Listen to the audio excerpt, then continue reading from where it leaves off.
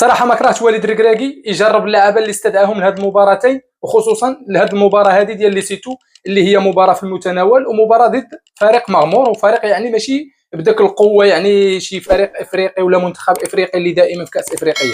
صراحه ما كرهتش وليد ركراكي يجربوا لنا الوحيدي وريشاردسون وحتى ترغالي. يعني في هذه المباراه هذه ديال ليسيتو ما كرهناش يجرب، واخا حنايا كنقولوا خصنا التشكيله الرسميه، ولكن المغاربه كاملين عارفين التشكيله الرسميه وعارفين وليد ركراكي على من كيعتمد، واللاعبين الاساسيين راه معروفين عند كل واحد. ولكن ما كرهناش نشوفوا اللاعبين اللي جابوا من جديد، مثلا الوحدي على الجهه اليسرى كظاهر ايسر ما كرهناش نشوفوه في هذه المباراه هذه، وريشاردسون ولا تيري غالين ما كرهناش نشوفوهم في هذه المباراه هذه ويجربوا ويعطيهم فرصه وليد ركراكي. يعني هذه المباراه هذه عيل يجرب فيها السي وليد ركراكي، ما كرهناش يدخلوا لاعبين ونشوفوا يعني ظاهر ايسر اللي هو ظاهر ايسر حقيقي، ماشي الترقاع الحكيمي في الجهه اليسرى ومزراوي في الجهه اليمنى ولا العكس. يعني نشوفوا شي ظاهر ايسر اللي نعولوا عليه من هنا لقدام. راه ما غيبقى لا مزراوي ولا اشرف حكيمي، اشرف حكيمي باقي صغير ومزراوي باقي صغير باقي نشوفوه، ولكن خصنا نشوفوا شي ظاهر ايسر اللي هو حقيقي، مثلا ازنو ديال بايرن ميونخ واللاعب الجديد للمنتخب الوطني الاول،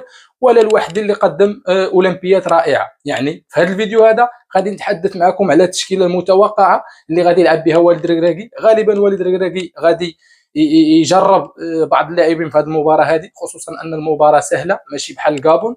وغادي نتحدثوا قلنا على التشكيله المتوقعه، وغنتحدثوا على واحد المشكل اللي وقع بين ابراهيم دياز وحكيم زياش. بزاف ديال الناس كيهضروا على المشكل اللي وقع بين ابراهيم دياز وحكيم زياش في المباراه ديال الكابون، وداك القيل والقال اللي ناض على حكيم زياش والانانيه ديالو وابراهيم دياز وتنفيذه لضربات جزاء وما عطاهالوش. غنتحدثوا في هذا الفيديو وغادي نوقفوا على القضيه كما هي، وغادي ننقل لكم الحقيقه الكامله اللي وقعت بين ابراهيم دياز وحكيم زياش، حقيقه اللي يعني حتى واحد ما كان متوقعه، الحقيقه اللي قليل اللي عارفه وقليل اللي غادي يعرفها اللي دارت اولا الكلام اللي دار بين حكيم زياش وابراهيم دياز ملي جاو ينفذوا ضربه الجزاء. هادشي اللي غنتحدثوا عليه في هذا الفيديو، وغنبداو من البدايه. قلنا غادي نتحدثوا على التشكيله اللي غادي يلعب بها وليد ركراكي غدا ضد لوسيتو.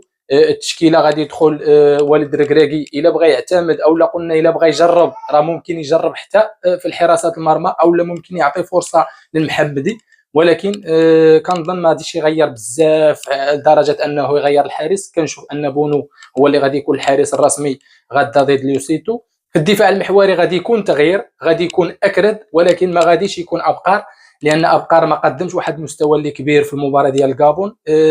في الالتحامات ولاعب مع لاعب كان مزيان، ولكن الكرات وراء الظهر ولا السلالات ديال لاعبين الكابون ما كناش كنشوفوه بداك السرعه. يعني وليد ركراكي غادي يعطي فرصه وغادي يجرب هذه المباراه هذه، يا اما يونس عبد الحميد يا اما اشرف داري. وكنشوف انايا التشكيله غادي يدخل بيونس عبد الحميد واكرد في الدفاع المحوري. في الجهه اليمنى ولا كظهير ايمن يعني لا غنى عن اشرف حكيمي، ما غاديش يكون تجريب في هذا البوست هذا، غادي يكون اشرف حكيمي كظهير ايمن.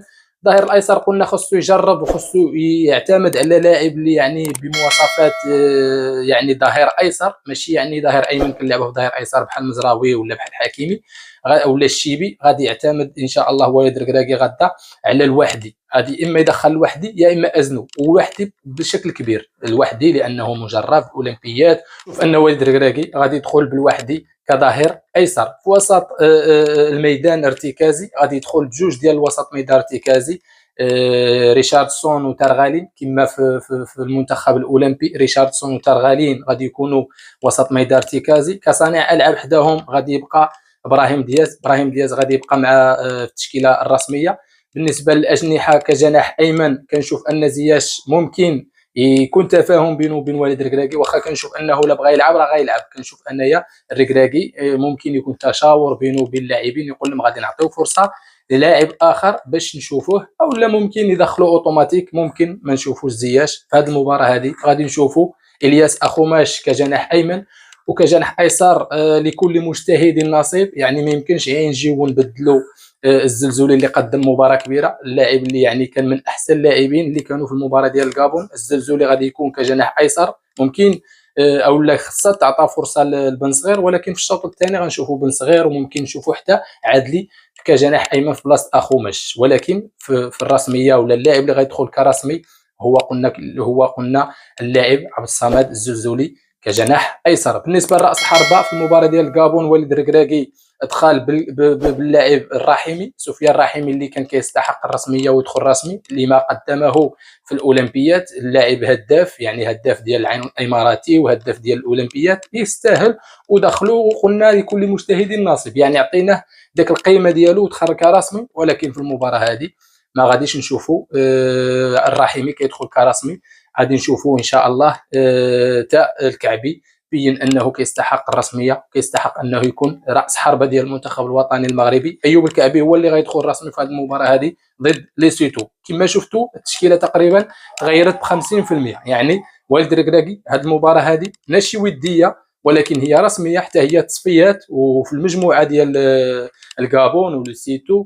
ولكن المباراه في المتناول، يعني ماشي مباراه صعيبه اللي ممكن والد الركراكي يدخل بالتشكيله الاساسيه والتشكيله الرسميه اللي دخل فيها بها ضد الكابون. غادي نشوفوا تجربه لبعض اللاعبين باش نشوفوهم مستقبلا واش قادرين يبقاو معنا في المنتخب الوطني المغربي، ولا نجيبوا لاعبين اخرين اللي يستاهلوا ويتم التجربه ديالهم مره اخرى. يعني غادي يكون تجربه في هذه المباراه هذه، واخا مباراه رسميه، واخا حنايا مؤهلين، واخا نخسروا ماشي مشكل، ولكن كنلعبوا على الترتيب ديال الفيفا كما قلت في الفيديو اللي فات. كنلعبوا على الترتيب ديال الفيفا، لا خسرنا ولا لا تعادلنا ولا لا ربحنا كتغير المراتب، ولا نطلعوا في الترتيب ديال الفيفا ولا نهبطوا. ولكن ما فيها باس والد الركراكي يجرب هاد اللعابه اللي كيستدعيهم، ماشي عي كيجيو ويحضروا ويمشيو بحالهم. نشوفوهم في هذه المباراه هذه لاعبين بشكل رسمي. قلنا بالخصوص الوحدي كظهير ايسر، وفي وسط الميدان ريشاردسون وتيري غالين يدخلوا في هذه المباراه هذه. وراس حربه قلنا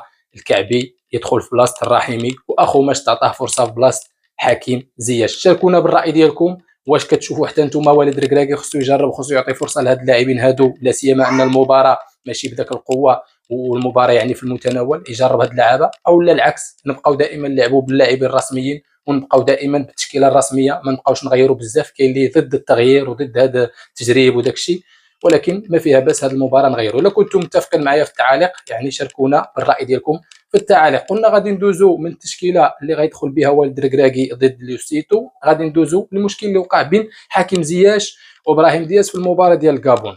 كلشي خرج وكيقول ان زياش كان اناني، ما عطاش بيلانتي لابراهيم دياز، وابراهيم دياز كان باغي يسجل الهدف الاول ديالو مع المنتخب الوطني المغربي، كان ممكن يعطيه ضربه الجزاء الاولى وما عطاهالوش، ومشى لعنده في ضربه الجزاء الثانيه وما عطاهالوش. يعني زياش كان اناني، ودياز هو اللي كان كيمشي يطلب منه انه ينفذ ضربه الجزاء، وزياش ما كانش كيبغي وكيبغي يتيرا راسو. يعني كل انانيه العامل ديال الفريق، ولكن بمواصفات يعني اللي ما خصهاش تكون في كابيتانو ديال المنتخب الوطني المغربي. هادشي كامل ما منوش، هادشي كامل خرجوا صحفيين او صحيفات اللي اكدوا ان الكلام اللي ضاربين دياز وزياش ماشي كما كلشي كان كيتوقع، انه ما بغاش يعطيه ضربه جزاء وقال له لا ما غنعطيكش وكذا.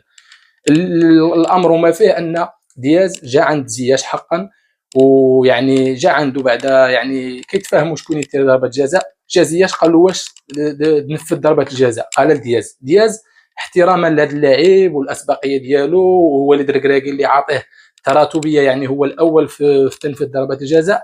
قال له زياش لا لا لا ماشي مشكل غيتيريها انت.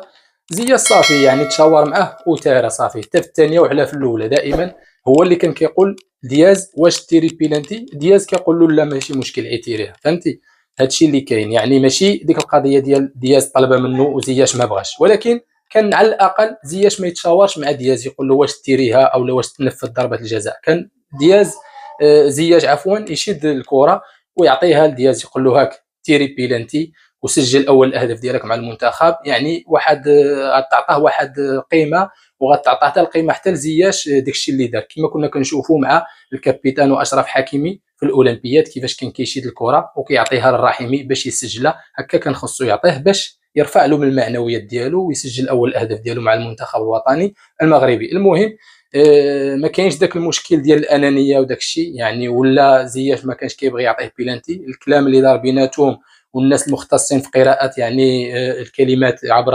الشفاه، يعني الناس قراو اللي دار بيناتهم، واخا ما كتسمعش كيقراو من الفم شنو دار بيناتهم. قال انه زياش قال له واش دير ضربه جزاء، ودياز قال له لا، يعني هو ما كرهش تيرا ولكن قال له لا احتراما له، قال له ماشي لا تيرا انت صافي. زياش شداو تيرها، يعني كان على سبتها هو اصلا ما باغيش يعطيها، كيفيش عليه باللغه العاميه ديالنا. هادشي اللي وقع بيناتهم.